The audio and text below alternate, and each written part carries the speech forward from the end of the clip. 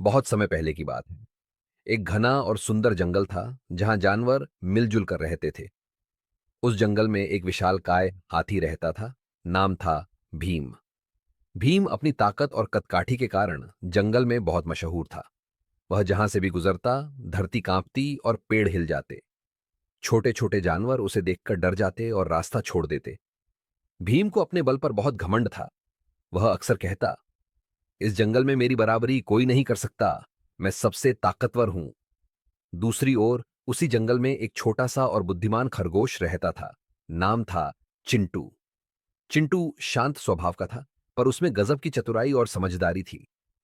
वह कभी किसी से उलझता नहीं था, लेकिन जब बात न्याय या भलाई की आती तो वह पीछे नहीं हटता। जंगल की परेशानी धीरे धीरे हाथी भीम का घमंड बढ़ता गया। वह नदियों को गंदा करता, छोटे जानवरों की मांद रौंदता और पेड़ों को अपनी ताकत दिखाने के लिए तोड़ता। एक दिन उसने एक हिरण परिवार के बच्चों को खेलते हुए कुचलने की कोशिश की, बस इसीलिए क्योंकि उसे उनका खेलना अच्छा नहीं लगा। अब जंगल के सारे जानवर परेशान हो गए।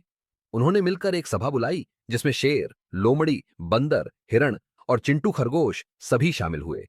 सबने कहा, हमें कुछ करना होगा, वरना भीम इस जंगल को नष्ट कर देगा। पर सवाल था, कौन उसे रोक सकता है?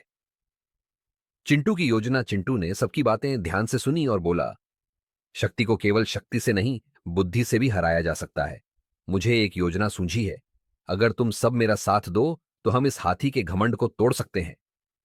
सभी जानवर पहले तो चौंके, फिर बोले, बोलो चिंटू, हम तुम्हारा साथ देंगे। चालाकी का जाल। अगले दिन चिंटू खरगोश भीम के पास गया और बोला, हे महान भीम, मैं आपके पास एक बहुत ही जरूरी संदेश लेकर आया हूं। इस जंगल के नीचे एक और जंगल है जहां एक और हाथी रहता है, उतना ही बड़ा और ताकतवर। उसने कहा है कि वह इस जंगल का असली मालिक है और वह आपको चुनौती देता है। भीम गुस्से से दहाड़ा, कौन है वो मूर्ख हाथी? मैं उसे कुचल दूंगा। मुझे अभी ले चलो उसके पास। चिंटू मुस्कुराया और बोला, आप मेरे पीछे आइए, मैं आपको उसी के पास ले चलता हूं। झील में घमंड का प्रतिबिंब चिंटू भीम को एक बड़ी झील के किनारे ले गया। पानी इतना साफ था कि उसमें सब कुछ स्पष्ट दिखाई दे रहा था। चिंटू बोला, यही है वह हाथी। वह आपके सामने खड़ा है, देखिए। भीम ने पानी में झांक कर देखा तो उसे अपना ही प्रतिबिंब दिखाई दिया, लेकिन वह इतना घमंडी था कि वह समझ न सका कि यह तो उसकी ही परछाई है। भीम गुस्से से चिल्लाया, तू मुझे चुनौती देता है? मैं तुझे अभी सबक सिखाता हूं। कहते हुए उसने पानी में सूंड मारी और अंदर कूद गया। पानी में गिरते ही उसके चारों ओर लहरें उठीं और कीचड़ फैल गया। उसे कुछ नहीं दिखा और वह घबराने लगा। वह बाहर निकलने की कोशिश करता, पर कीचड़ में फंसता चला गया। चिंटू ने चिल्लाकर कहा, भीम, यही तुम्हारा घमंड था जो अब तुम्हें डुबा रहा है। यह तुम्हारी अपनी परछाई थी, कोई दूसरा नहीं। भीम को अब सच्चाई समझ में आई। वह चुप हो गया और किसी तरह बाहर निकल आया।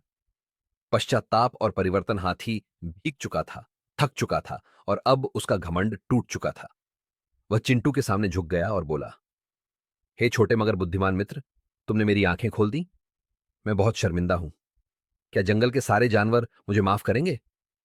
चिंटू ने मुस्कुराते हुए कहा, अगर आप सच में पछता रहे हैं और आगे से ऐसा नहीं करेंगे तो जंगल आपको माफ कर देगा।